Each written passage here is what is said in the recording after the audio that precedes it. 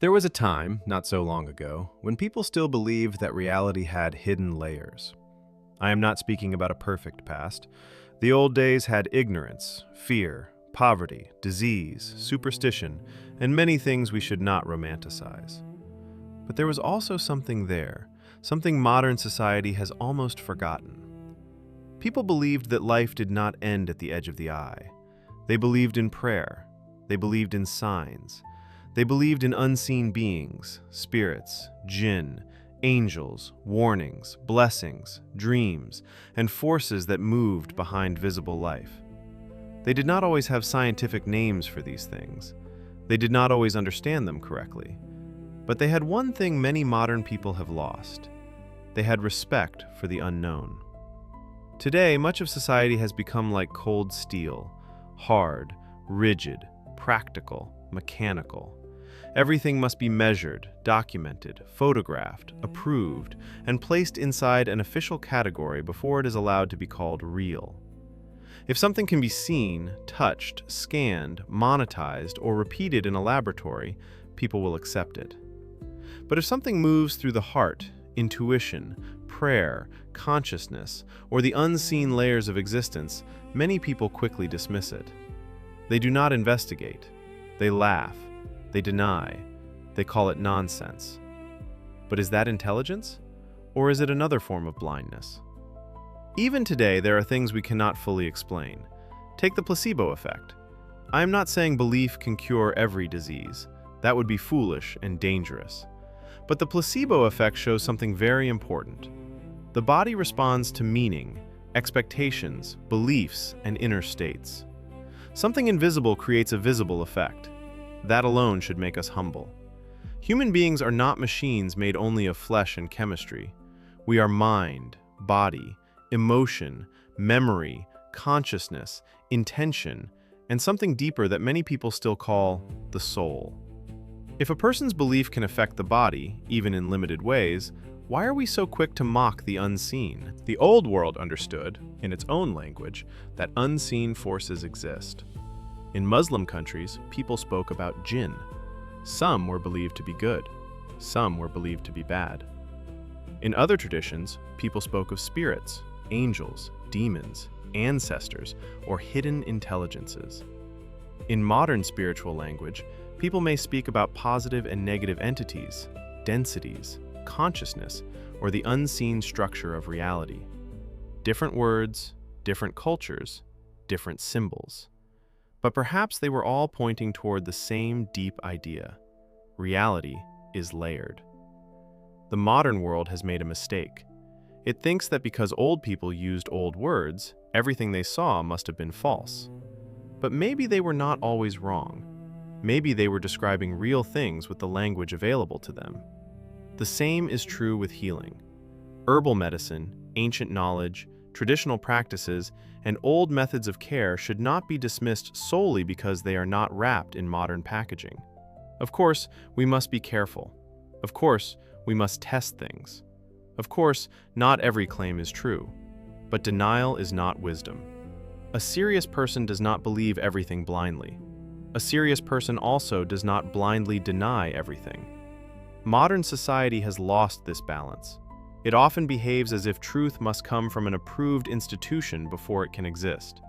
This can be seen even in the way people respond to subjects like UFOs and non-human intelligence. For many years, people mocked anyone who spoke about these things. Then governments, military witnesses, pilots, documents, and videos entered the public conversation, and still many people did not know what to think.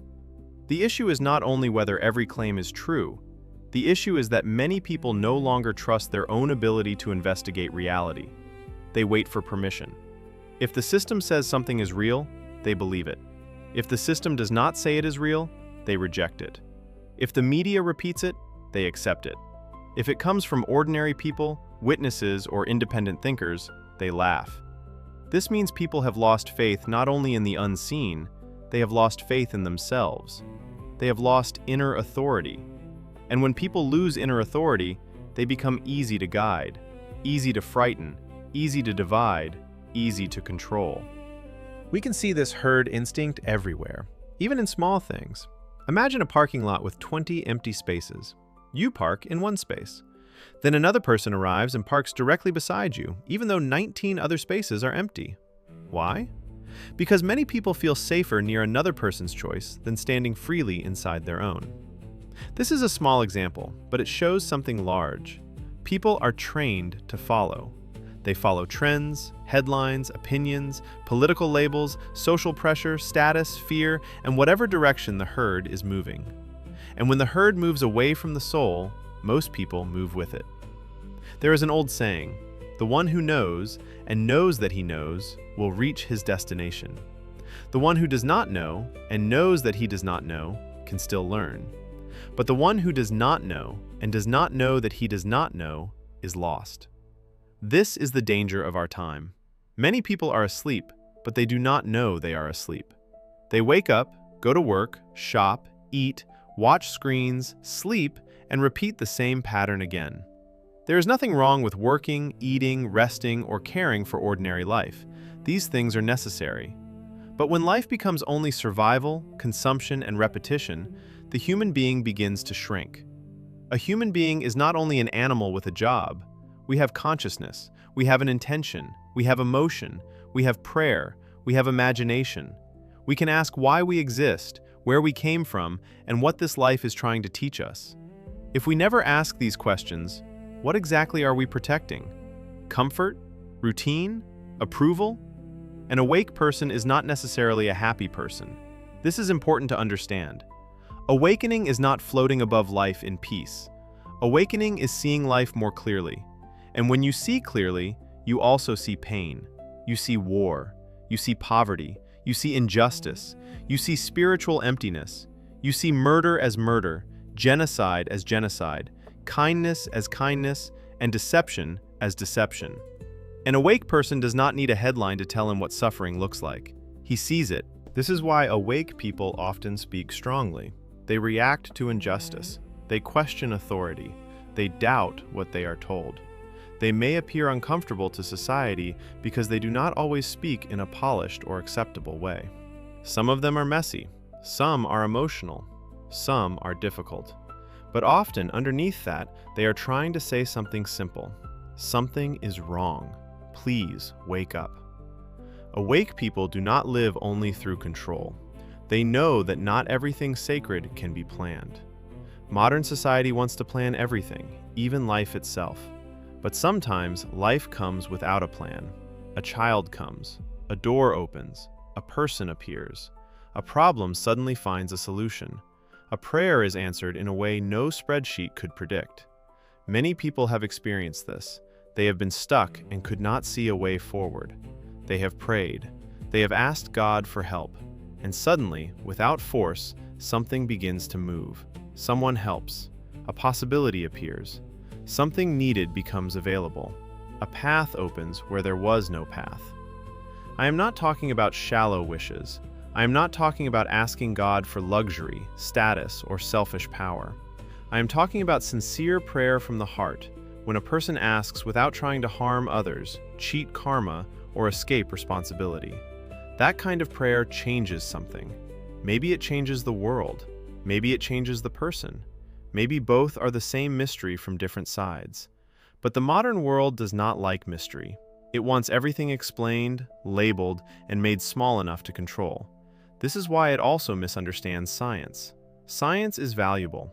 Science has given humanity medicine, technology, communication, discovery, and many tools that save lives. Rejecting knowledge is not spirituality, it is fear. But science should make us humble, not arrogant. The problem is not science. The problem is that when people turn measurement into a religion, they then deny everything that cannot yet be measured. We do not see electricity itself with the naked eye, but we see the lamp turn on. We do not hold love in our hands, but we know when love changes a life. We do not weigh dignity on a scale, but we know when a person has been humiliated.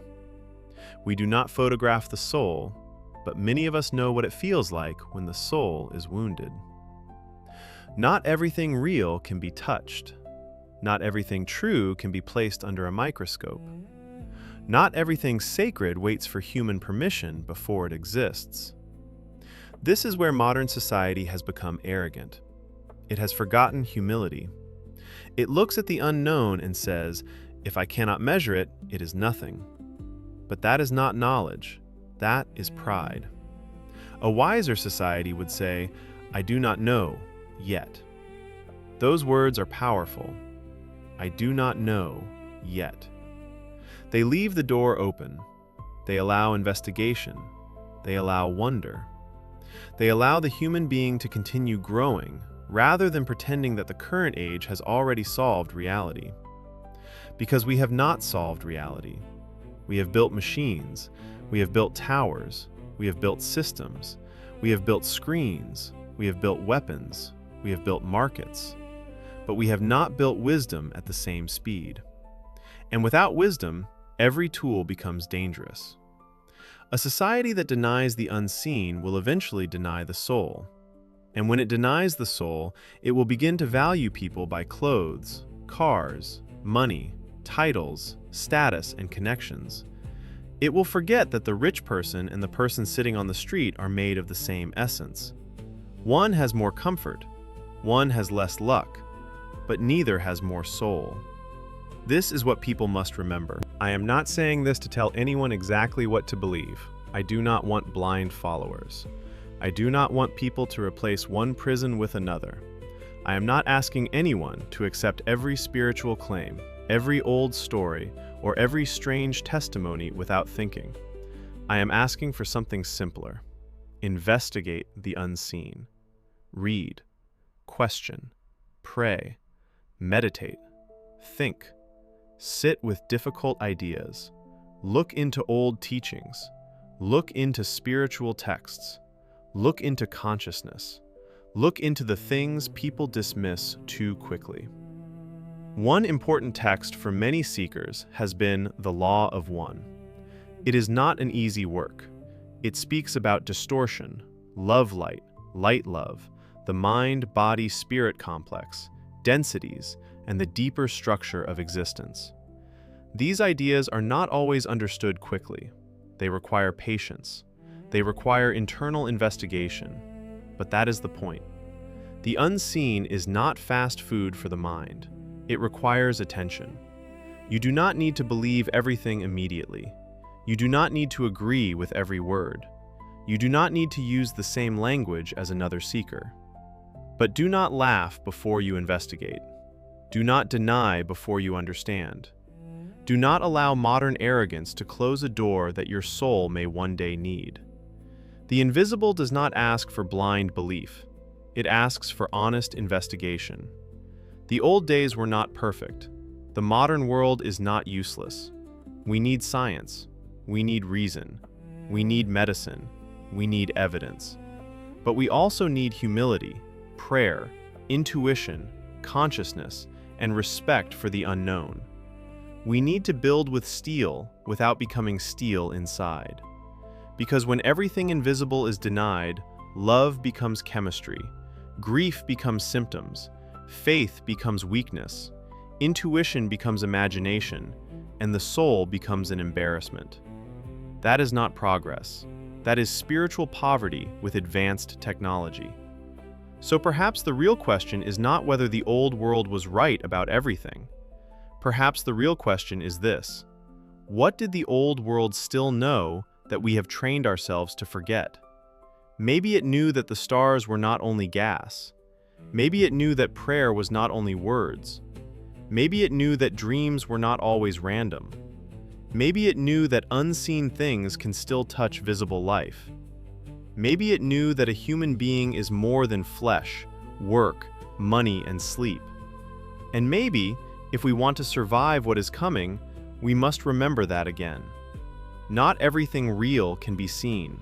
Not everything sacred can be measured. And not everything invisible should be denied.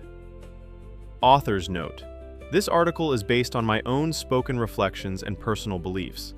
I used ChatGPT as an editing and structuring assistant to help turn my thoughts into a clearer written form.